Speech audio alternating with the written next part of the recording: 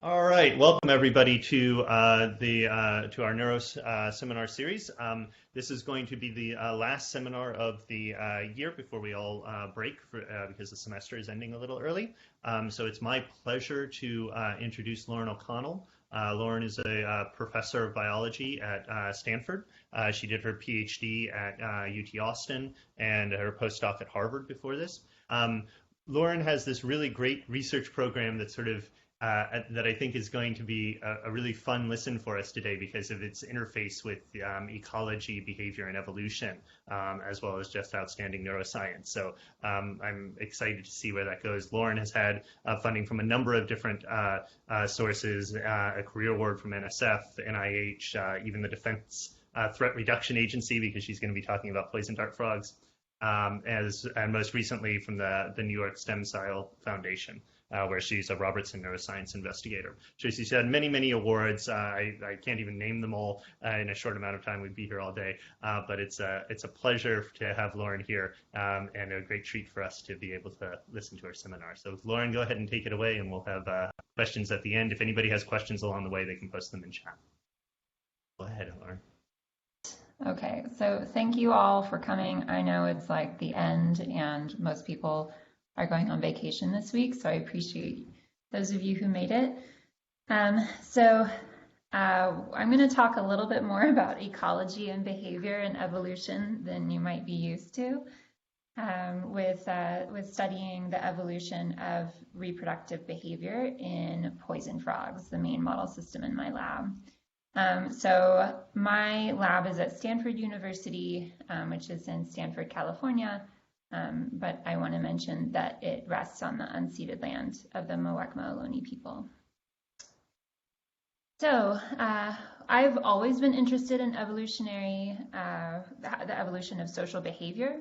And when I was a graduate student, I studied the evolution of the core conserved social behaviors that you see across all vertebrates.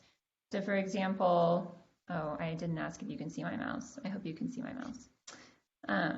Can you see my mouse? Yes. Great. And so this includes like aggressive behavior that you see across all animals, and then also sexual behavior here. And what I did is I focused on identifying core brain regions that promote these behaviors across all vertebrates. But as I delved more and more into the evolution of behavior, I became more and more interested in what I'm calling kind of evolutionary innovations in behavior. So how do new behaviors arise?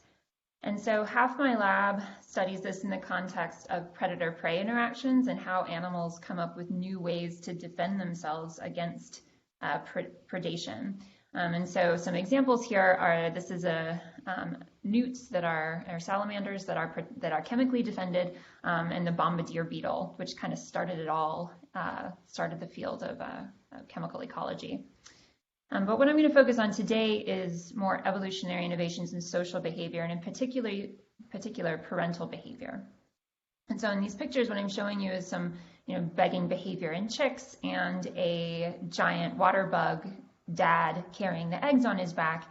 And what I find really amazing about parental behavior is that it is, clearly increases the fitness of the offspring when the parents are there, and yet it has evolved independently many, many times. And so what we're interested in is when you evolve this new social behavior, what do you use the same or different mechanisms in the brain to do that? And so my lab in particular focuses on the evolution of family units. And what I mean by that is that there's this conflict whenever you have a family unit, because you can either invest lots of resources in the offspring that you have, or you can withhold resources from them to save for future reproductive bouts. And so this can lead to conflict between siblings, parent-offspring conflict, and also conflict between partners. And so we're interested in the evolutionary tuning of this conflict, and then what are the situations in which different social strategies evolve to resolve some of these conflicts. And most of these conflicts are shaped by resource availability. And so, as many of you who have siblings know, that fighting over resources, whether it's your parents' attention or the newest toy, is a thing that my kids do all the time. And so it's being able to attain resources that really shapes the evolution of behavior in many species. And so what I'm going to focus on today is the neural basis of parental care. And so the reason I started working on this system and this question in the first place around 8 years ago or so is that we know quite a lot about how the maternal brain is regulated. So there's lots of decades of beautiful work in laboratory rodents that has taught us a lot about how maternal care is facilitated in the brain. But when I started this work, we actually didn't know a lot about how fatherhood is carried out in the brain. And so this is a question that we wanted to tackle. But this is a difficult question because in most mammals, when males are involved in parental care, it's usually a biparental system, meaning that the male is also pair bonding to his mate as well as preparing for the care of offspring. And I thought it would be really difficult to disentangle those two things in the brain. And so what I needed was a system that had a lot of natural variation in parental behavior and who was caring for the offspring and whether or not they were pair bonded. And so what I did is I looked throughout the literature. There's a lot of great behavioral ecology literature and a lot of ecological modeling about the evolution of parental care. And so what I'm showing you here is just a sampling. So I have the different kinds of reproductive care on the different rows. So male uniparental care, biparental care, and female uniparental care, and they're separated by different taxa. So invertebrates, I know I just lumped all the invertebrates together, and then all the different vertebrate taxa. So you'll notice also that there is no male uniparental mammals. So this is because of lactation, and female care is obligatory, and then this has not been described in reptiles yet. And so what that left me was these other taxa down here that to be able to study the onset of male parental behavior without pair bonding. And so what I ended up deciding to do is I've decided to focus on this clade of amphibians here because they showed a bunch of different reproductive strategies, and yet they had very similar ecologies. So they lived in the same place, they utilized similar resources, and yet you saw this real explosion of reproductive strategies in these animals. All right, and so this is the clade that I work with. This is South American and Central American poison frogs. These are all frogs that we either have in the lab or study in the field. And so many of you have probably seen this like at the zoo or at an aquarium or something like that, or on planet Earth. But I want to point out a couple things that you might not know. And so the first thing is that you probably know them because they're very charismatic and bright and colorful. But what you might not know is the extent of the variation in coloration. So these three frogs here are all the same species. They're just in different populations. And so different populations have different color patterning that's driven by a mix of predator selection and mate choice. So they're bright and colorful to advertise that their toxicity, so that they are not a tasty snack, because they carry these chemical defenses on their skin. But the clade of poison frogs was actually named for their most famous members. And what I mean by that is that actually most of the frogs in this clade are brown and drab and non-toxic. And so what this gives us, though, is it gives us a nice comparison set to be able to compare non-toxic brown frogs to toxic colorful frogs. And finally, and what I'm going to focus on today, is the parental behavior in these frogs. These frogs are amazing parents. And what you're seeing in these pictures is these frogs are carrying these tadpoles on their back, which is a behavior we'll talk a lot about. And then in some species where moms are involved, such as this picture right here, they come back and they feed and take care of their offspring for very long periods of time. Okay. And so the questions that we're going to talk about today are, what is the neural basis of these parental behaviors? And how does variation in ecology drive these behavioral adaptations? So trying to link back the neuroscience and behavior to the ecological resources that they have. Okay, and so now that I've introduced you to the clade generally, I want to start off with a phylogeny. And this phylogeny is really important to our work because it gives us a lot of power to ask questions about this system. And so this is just a simplified phylogeny. There are about 300 frogs in the Dendrobatidae family, and so I'm only showing you a few here. But I want to point out a couple of things. So one is that toxicity or carrying chemical defenses on their skin has evolved at least 4 times, maybe 5, and it's marked by these gray boxes that are surrounded by red here. When you evolve toxicity, you tend to have a dietary specialization on eating ants and mites, which is marked by these ants here. And then if we map behavior onto this phylogeny, what you can see is that ancestrally, all of the frogs here have male uniparental care, which is marked here by blue. So this is an ancestral phenotype. And then in some toxic clades, they have evolved other parental care systems, some more derived phenotypes where you see female uniparental care, and then biparental care and monogamy. And so many people are surprised that frogs are amazing parents, and so I want to describe to you the lengths that they go to care for their offspring real quick.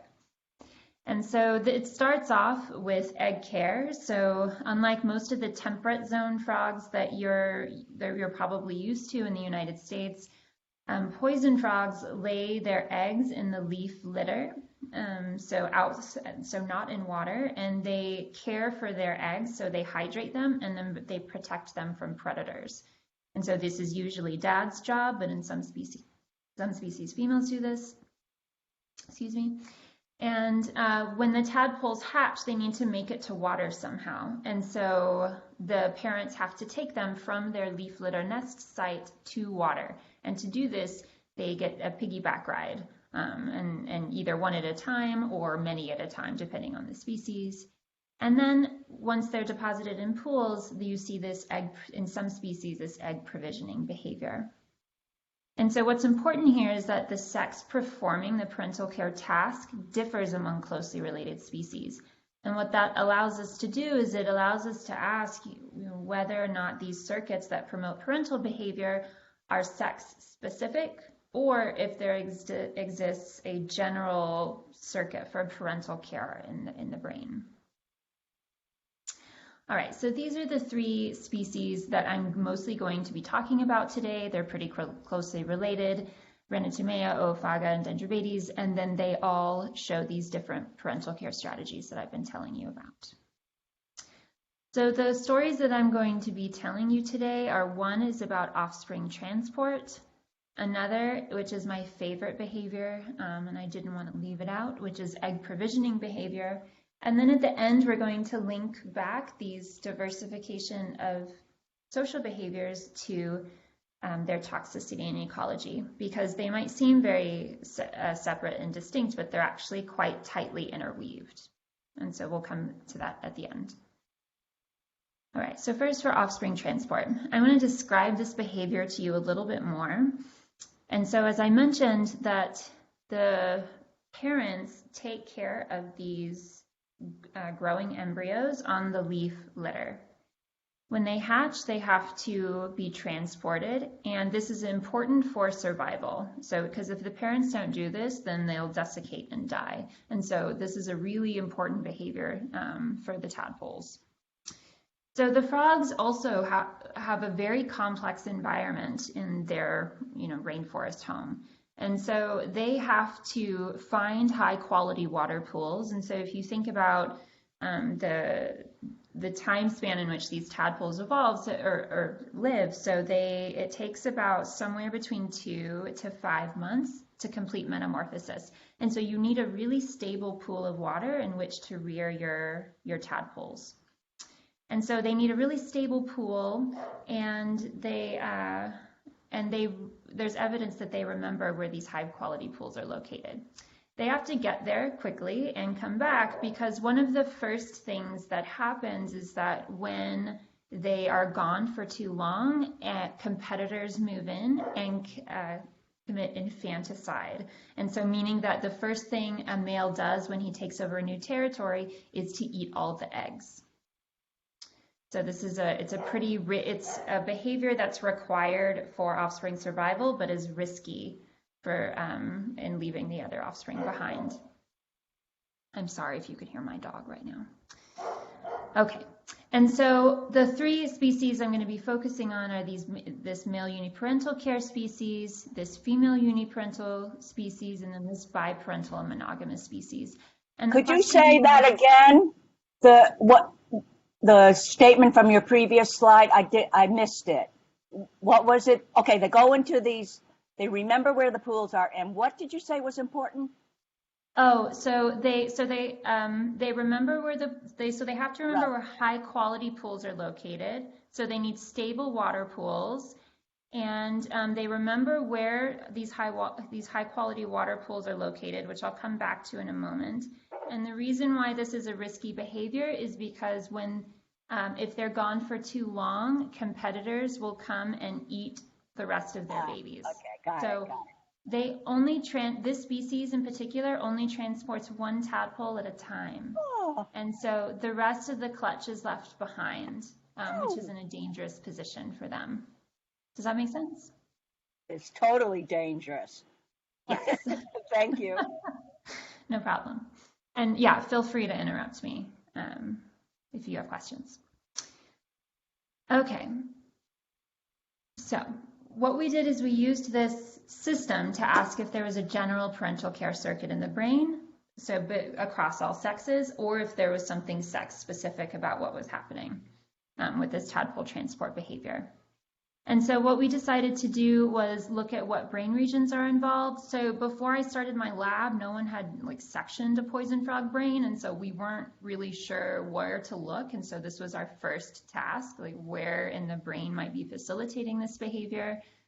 And then we also wanted to see what neuronal cell types were involved. So not only what brain regions are involved, but what cell types might be promoting the behavior as well. So we weren't starting from scratch, though. I mean, yes, the amphibian brain was kind of a black box for us.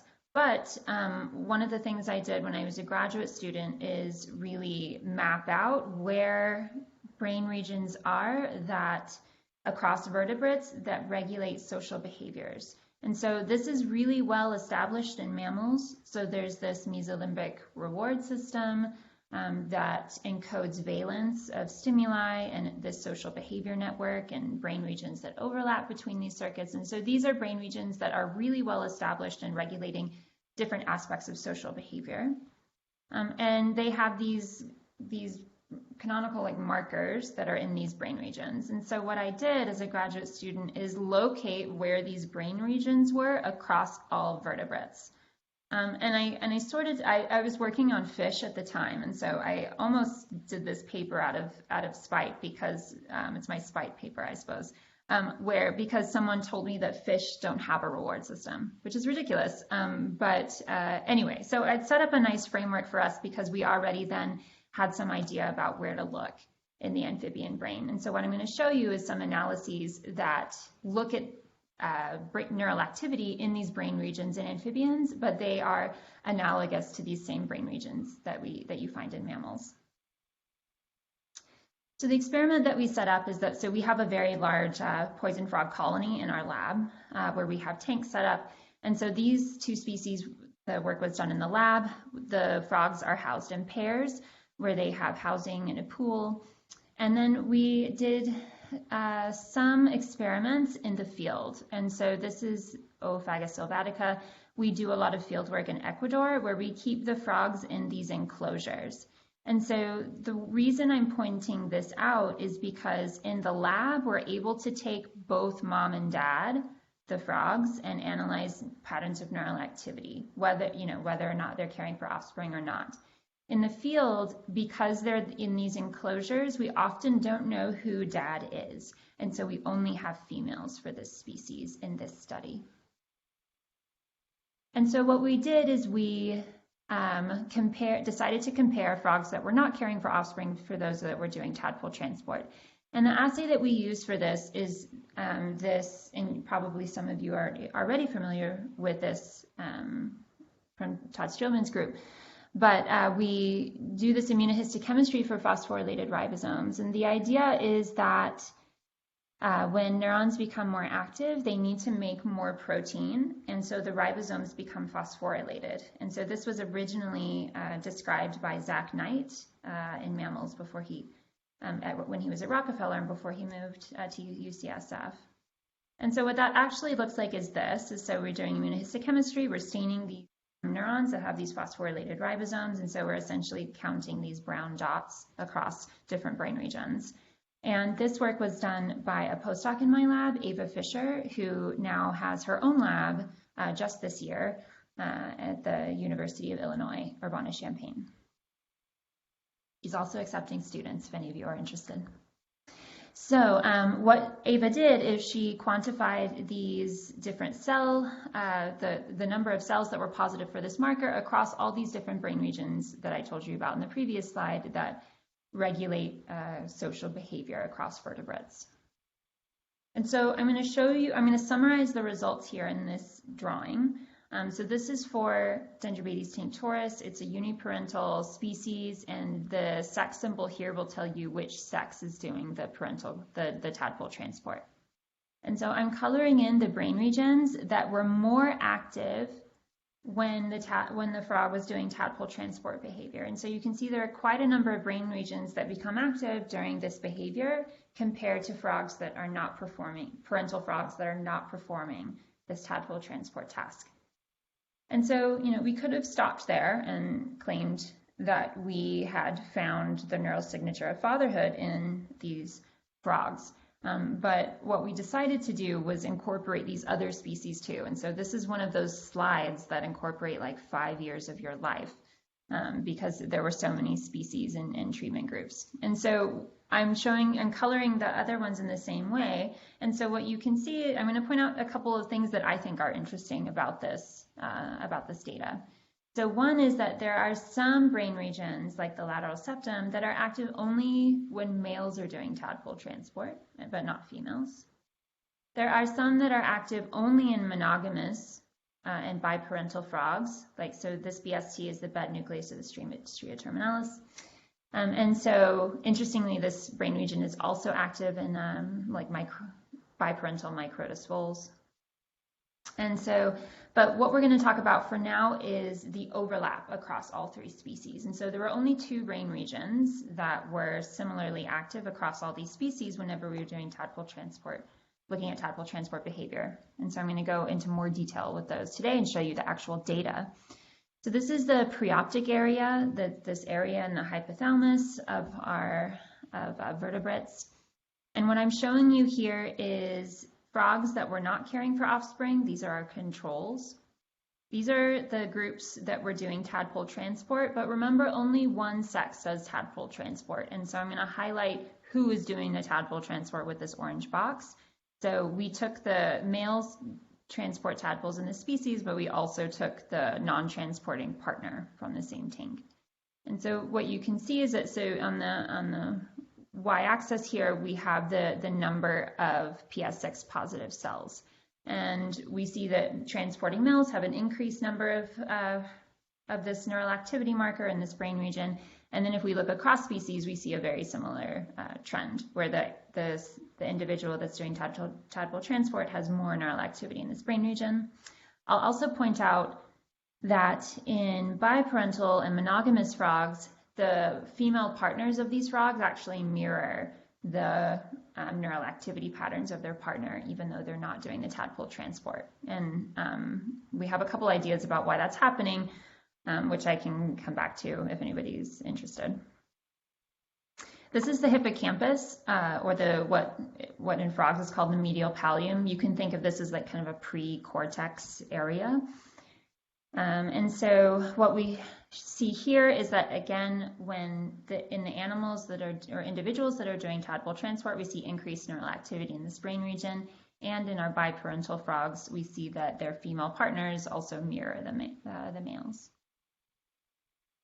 Okay, so I want to dive into this idea or link behavior back to these ecological resources real quick. Because I told you that this, and there's some work about this. Just the last slide. Could you show that last slide once again? Sure. Oh my God, so interesting.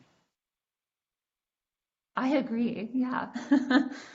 Okay. All right, go, keep going. I mean, I got it. Okay. All right, so I want to pause and link behavior back to their ecology and the challenges they have to make and decisions they have to make. And so there's some evidence that spatial memory is important for finding water, like good water pools and transporting frogs. And so what we think is that this neural activity in the hippocampus is actually linked to this spatial memory of water finding. And so what we're doing now, this is Andreas Pasukonis as a postdoc in my lab. He's developed these frog trackers, or frog pants. And so what these are little pants that we put on the frogs in the rainforest, and we can track them for up to a month and follow their movements in the rainforest and also their behaviors. And so we're starting to study not only how they find their way in the forest, but also the basic ecological properties of their reproductive systems. And having this field-based technology has really allowed us to answer some questions that had never been possible before. So it's an exciting future area for us.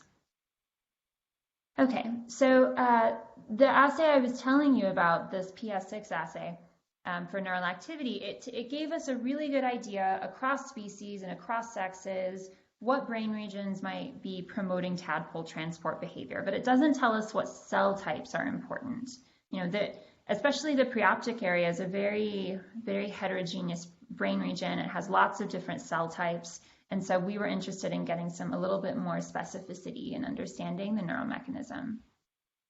And so the reason why we like to use this PS6 antibody is because you can immunoprecipitate the ribosomes and also sequence the mRNA attached to those ribosomes. And so what this allows us to do, instead of just sequencing the whole brain region, it allows us to sequence or select for mRNA from active neurons that are associated with your behavior of interest. And so we did this study in parental males, so males that were transporting tadpoles versus controls, and we did this assay separately in these two different brain regions, the hippocampus and the preoptic area.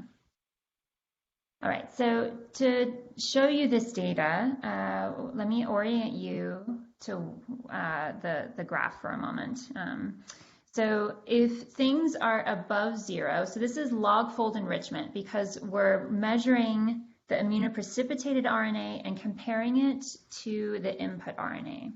And so it's an enrichment and so we're transcripts that are above 0 are things that are enriched in transporting males, and so you can take this as some sign of active neurons. And below 0 is something where transcripts are depleted in transporting males, and so these are more silenced neurons. And so, of course, these are neurons that are expressing a lot of different genes, that's where all these gray dots are coming from. And so what we decided to do was look at specifically at transcripts that specify cell type in mammals. And so that's what, and then look to see which ones were significantly different across our groups. And so that's what these orange dots are. And I'm going to label these orange dots real quick just to give you a sense of what some of these things are. Some of these things are really interesting to us. Like this neuropeptide Y receptor and this pump C, for example. And so what this allowed us, or what this gave us, was this set of enriched or silenced neurons in the hippocampus that we could then follow up with as being linked to hippocampal function in tadpole transport. So what I'm showing you now is next to it is the the preoptic area. And so I'm showing them to you side by side because they're clearly different. I mean, they're different brain regions. And a couple of the neuronal cell types that we found were either active or silenced during tadpole transport. But what I want to focus on is the only gene overlap between these two brain regions was this neuropeptide called galanin, which I want to describe to you in a slide. So at first when I saw this, I was like, oh, galanin, meh. It's associated with feeding behavior, and I didn't think it was particularly interesting at the time. But then one of my colleagues and mentors, Catherine Dulac, found that it was also associated with paternal care during my time at Harvard. And what she found was that, what her student found, is that when you give male mice, when you present them with pups, they will commit infanticide, but not only do they kill the pups, they eat them as well if you leave them in there long enough. But what she found is that when you optogenetically stimulate galanin neurons, you turn these males from infanticidal males into these caring dads, licking and grooming, just with this optogenetic activation of galanin neurons in the preoptic area, which is really amazing. And makes me jealous of working in mice. And so what we began to think of is, we have a similar situation in our frogs where where they do commit infanticide, for example, if they take over a new territory. And so we thought maybe that this galanin neuronal activation switches them to promoting tadpole transport.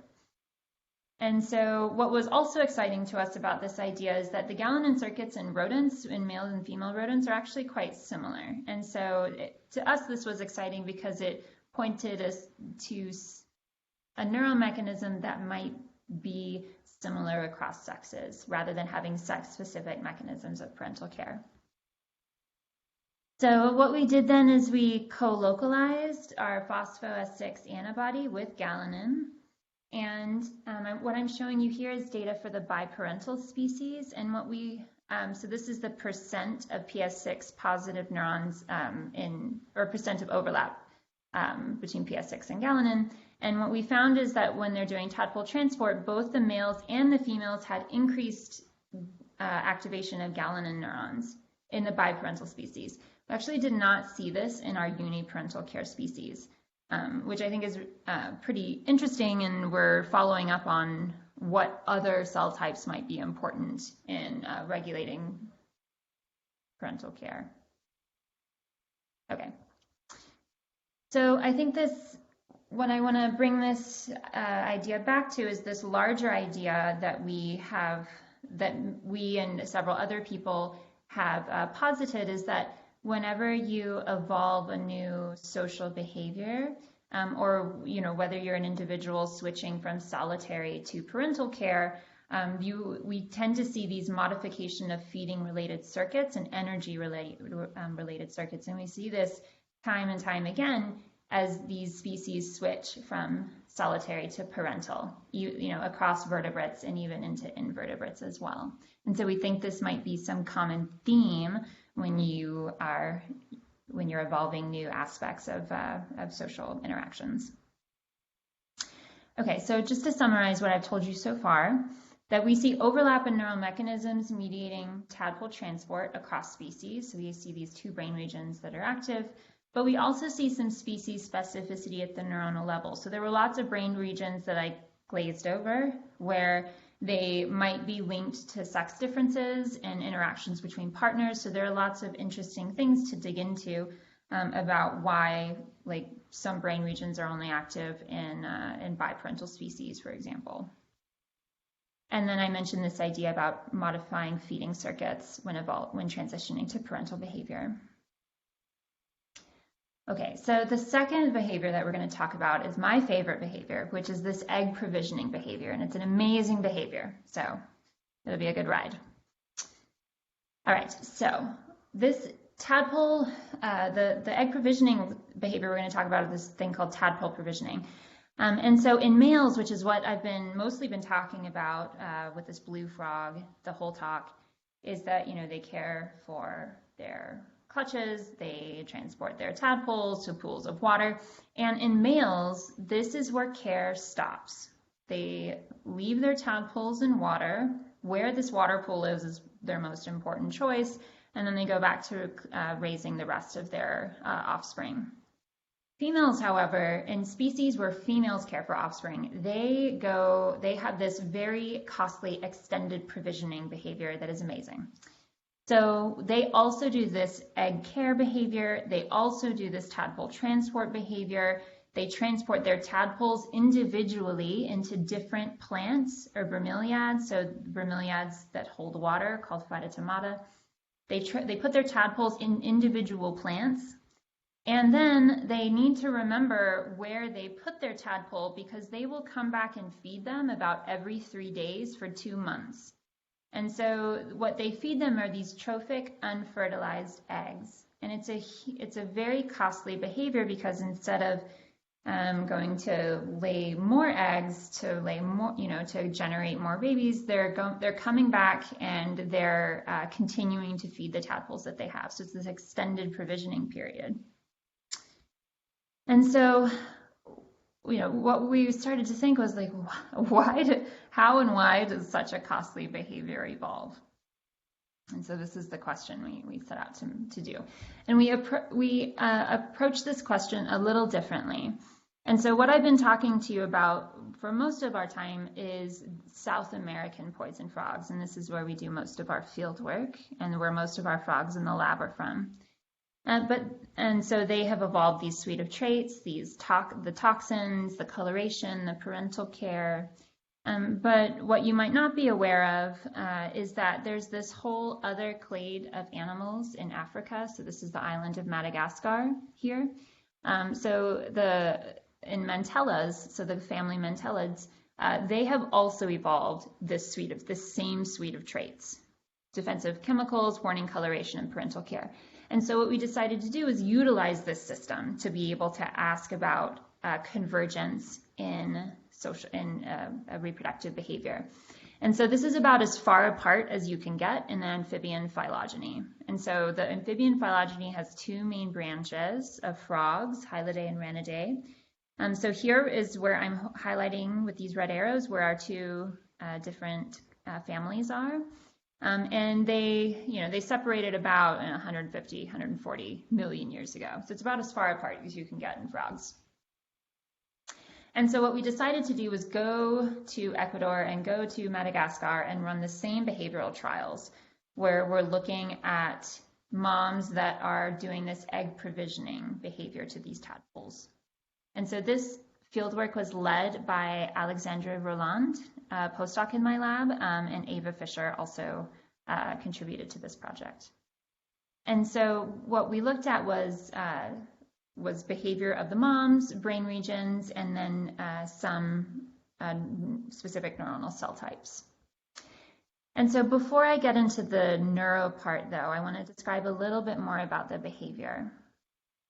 And just to kind of bring home how costly and really just interesting this behavior is.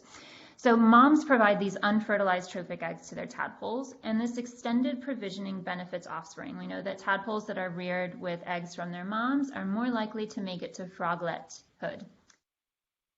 And then also these tadpoles beg moms for their meals, and so this is a lot like begging behavior in chicks. And what I'm showing you here is a video we took in Ecuador of a tadpole doing this dance next to their mom. So they dance for their food, and they only do this behavior when they're hungry. So it's considered an honest indicator of need, and the dance is required for mom to feed them. And so they have this special mom-offspring communication about need that has evolved here. Okay, so there's some evidence that tadpoles that fed by their moms also carry toxins. But more broadly, and what I want to link it to is that it allows for the exploitation of novel habitats. And then let me explain this idea a little bit further because it's an important one, which is that I've told you about or emphasized these water pools and how important they are to our frogs. You can either utilize these huge pools over here, which have, a lot of water and a lot of resources, but also a lot of predators. Or you can utilize these tiny phytotomata, so these pools of water in plants, where there's not a lot of competition or predation, but there's also no food. And so what we have is we have this evolution of tadpole and frog behavior that reflects the ecological resources that they use in their environment. So this species over here, for example, you'll see he has about 20 tadpoles on his back. This species does the school bus method of tadpole transport, and they place all their tadpoles in these huge pools. Versus these other species over here that just transport one tadpole at a time into these tiny pools and then have evolved these provisioning strategies to be able to feed their offspring while they're growing in these resource poor locations. Okay, and so, this is a video of a tadpole eating an egg. It took us forever to get this video in Madagascar, and I'm super proud of it, so I wanted to include it. Yummy.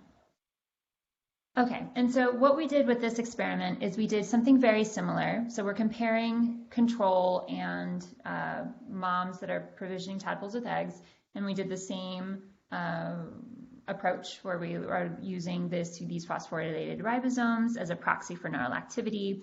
Except in the previous study that I told you about, we were comparing closely related species where the sex differed in the behavior. In this study, I'm talking about two very distant species, South America and Africa, that convergently evolved the same behavior of egg feeding their tadpoles.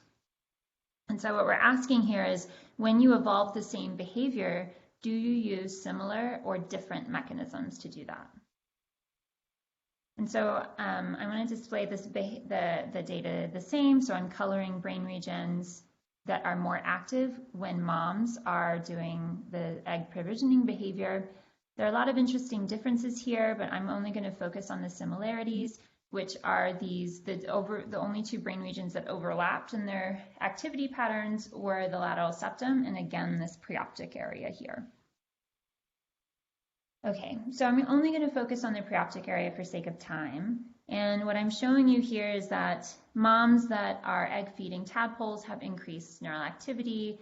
You can see this pretty clearly in this micrograph over here. So this is a non-nursing mom and a nursing mom.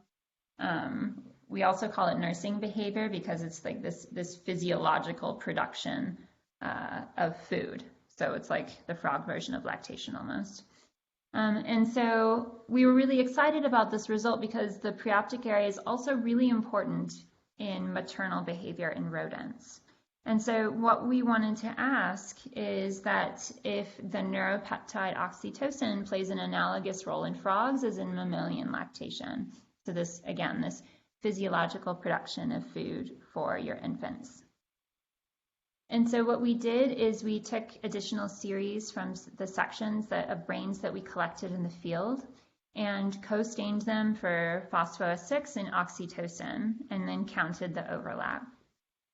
And what we found was the exact opposite of in each species. And so we had one species where we had this increase in oxytocin neuron activation during tadpole feeding, and another one where it wasn't significant, but I think that might be a power issue due to our numbers, but because it looks like almost a suppression. But again, that's not significant.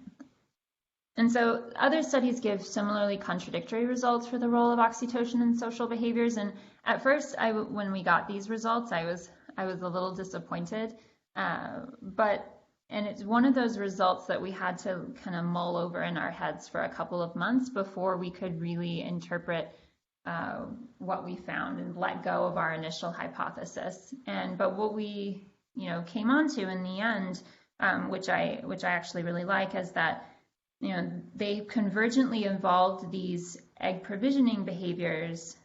So you have this analogous behavior, and you have these analogous brain regions that are probably contributing to this behavior, but the cell types that are promoting the behavior are likely different across these two independent origins. And so you can have something that looks very similar at the behavior level, but might have different molecular machinery underlying it.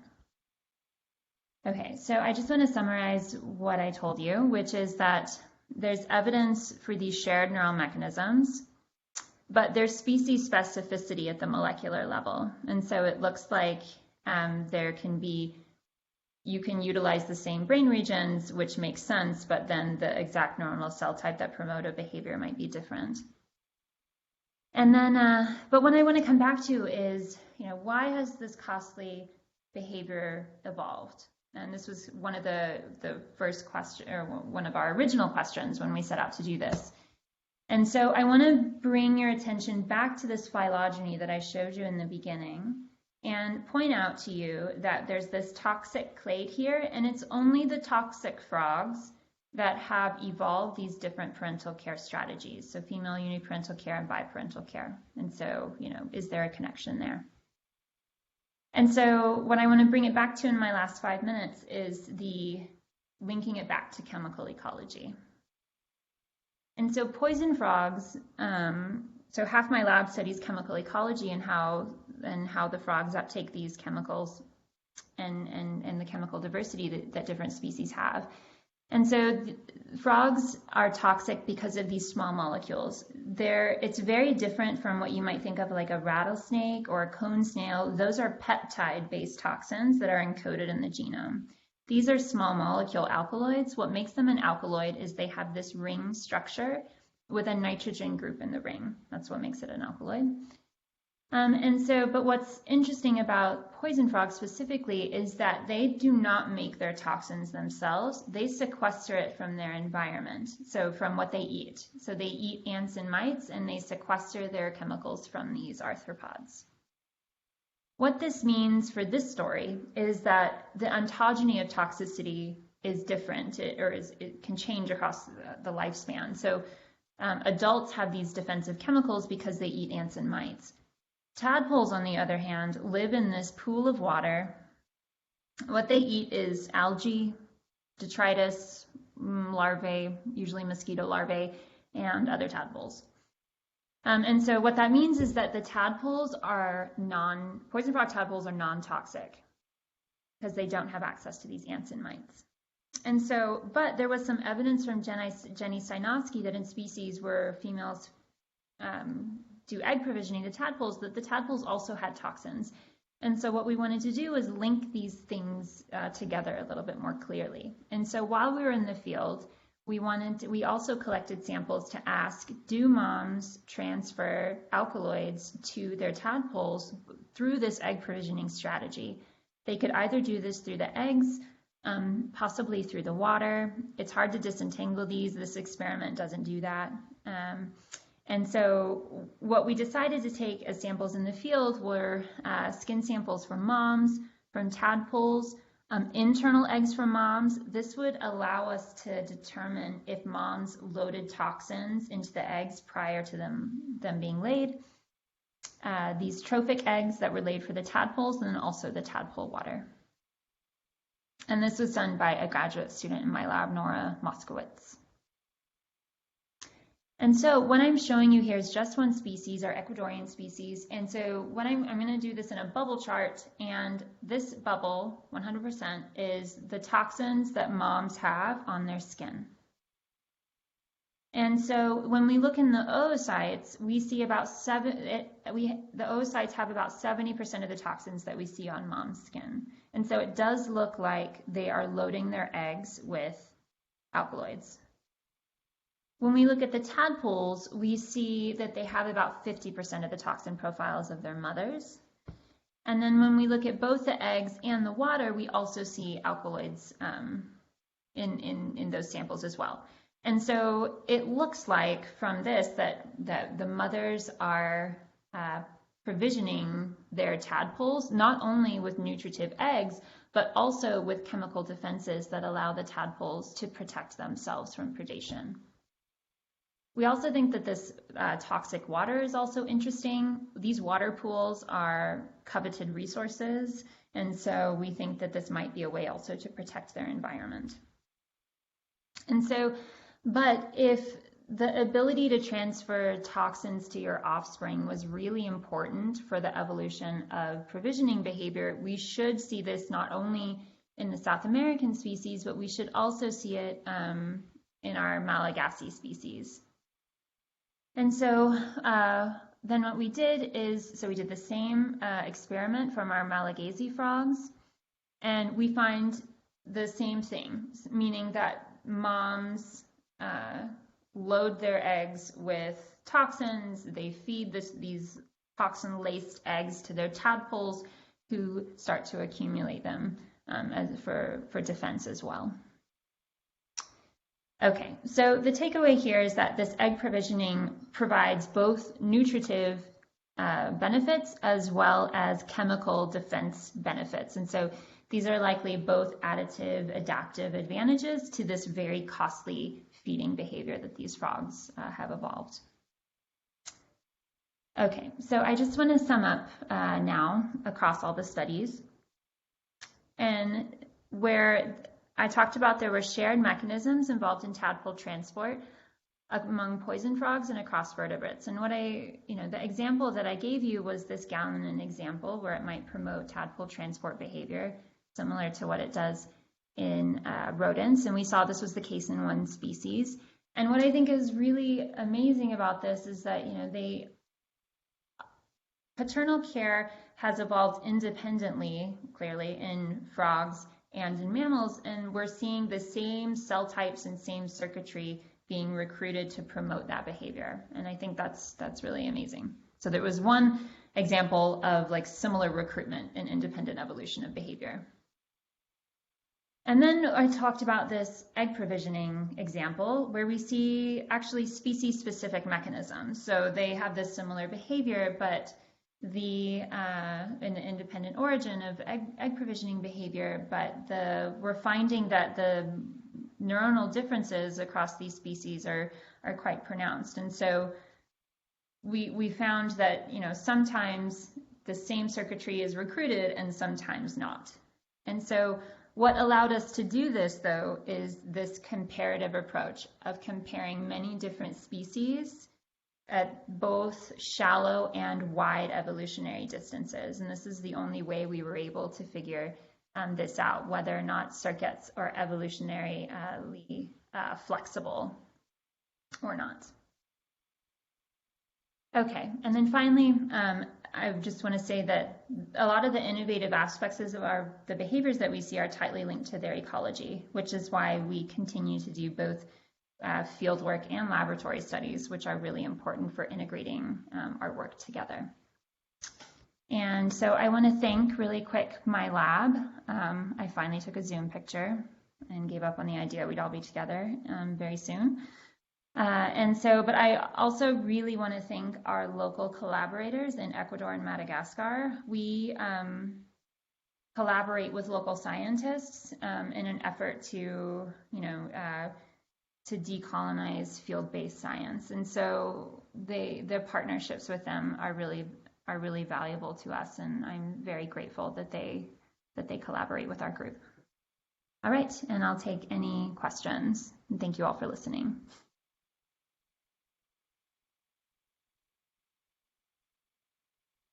Hello. Hi, Lauren. Thanks for such an amazing talk. Can you hear me? Yes, I can hear you. All right. So in one of your slides, you talked about the tadpoles performing a dance for their mom to feed them. I'm quite new to this research. I was wondering if the dance is accompanied by vocalization, because we know in most species, babies or pups will vocalize for their parents, feed them. Is it known if the tadpoles have any form of vocalization that goes with the dance, and which is more dependent on deciding what the mom would use in feeding the tadpole? Yeah. So my lab, actually a lot of people in my lab work on this tadpole communication behavior now. I just didn't have a complete story to present in a talk, but I can summarize to you what we've found and also answer your question about vocalizations. So right, in rodents, they make these vocalizations, and some really interesting work. Oh, his name is falling out of my brain right now, but he's at Yale. And what he's found is that they do these vocalizations and it's linked to AGRP neurons, but actually it's not linked to nutritional need, but more like nest separation anxiety, and some really beautiful studies that his lab did. And so in our tadpoles, the Malagasy tadpoles vocalize, they do not dance. In the South American tadpoles, they do not vocalize, but they do dance. And so we're trying to figure out what the components are of the motion that is important for moms to feed them. And so what we've done is and this is the work by a graduate student in my lab, Billy Goolsby, and so what she's done is she's created a robotic tadpole where she can manipulate the frequency of movement and the size of the tadpole to look at both, how much do parents invest in offspring quality versus the actual signal. And so she's using that robotic tadpole to really dissect apart the signals that might be important to communicate need to moms. Good. Oh, thank you so much. Does that make sense? Yeah. Yes, that answered this question. Thank you. So I have a couple questions. I'm really interested in convergent behavior. And so I was trying to figure out, okay, parental care, you have moms versus dads taking care of the tadpoles in all the ways that you described. And I was wondering, do you see the alternative strategy of having a large yolk ever in those eggs?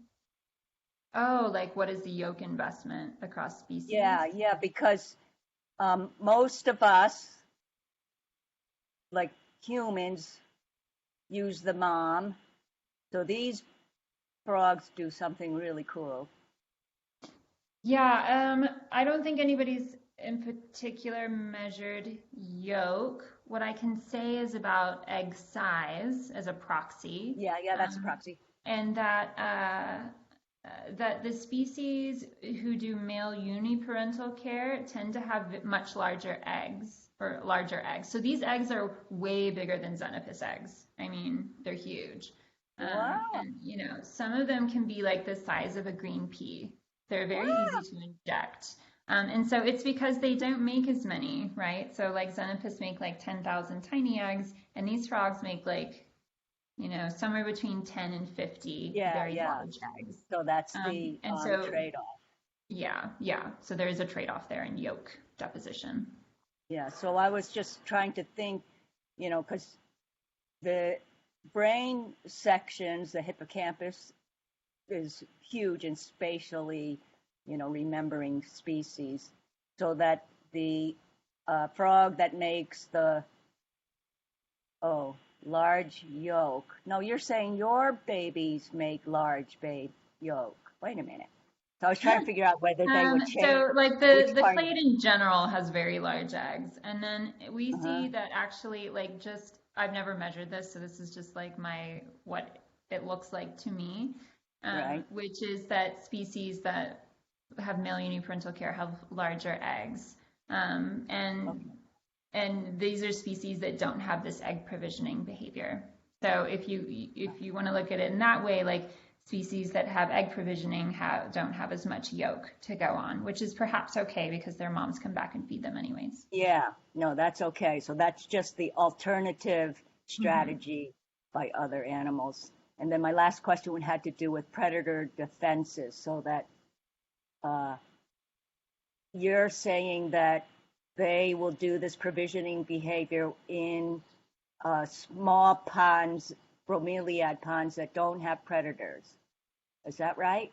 Yeah, predation is lower. So the main thing that eats tadpoles are dragonfly nymphs or other tadpoles. And so you don't have either of those in these small pools. Oh yeah, because the defenses, I was just thinking about the cost. You have coloration, first of all, to say, I'm toxic. And then you have, well, that's the first one I can think. Yeah, the frogs actually get their color during metamorphosis. So like when they're preparing to leave the water, before that, they're actually brown. Wow, so cool. Yeah. So they're fully colored up by the time they walk onto land. Oh my gosh. So So We have interesting. What an Jeanette. interesting. Thank you. Yeah. Bye. Sorry, yeah, George had a question in the Okay, yeah, thank chat. you. Bye. I want to give a chance for everyone. So we have a time for maybe one more question. George, do you want to ask your question, or do you want me to ask it from chat? Yeah, I can ask the question. Hi, that was a great talk. I was just wondering about your no transport condition and the male transport behavior of the tadpoles. I was wondering, like, was it just like a frog without any eggs, or was it like a frog with eggs that you removed the eggs, or how did that work? Yeah, so in our original experiment, we had 3 groups, and we actually just ended up publishing 2 of them. And one was a group that was doing egg care, and then another, and we published that separately, and then another, the no care group. So what those animals were is that they were sexually experienced, so they had to meet the criteria, they had to have successfully raised and transported 2 clutches of tadpoles to be included in the study, because we were worried about how experience might influence brain architecture. And so they were experienced parents, but who were not currently caring for a clutch at the time. Did that answer your question? Okay. Yeah, Yeah. thanks. Yep. So I think we need to wrap up. We're a little over time, so thank you so much again, Laura. And everybody's applauding, but and some people have already had to go. So, but it's always so hard to hear over blue jeans or Zoom that. But that was a fantastic talk. I really enjoyed it, and thanks everybody for coming to our seminar this time and throughout the semester. We'll reconvene in the spring. Everybody, email me with your questions.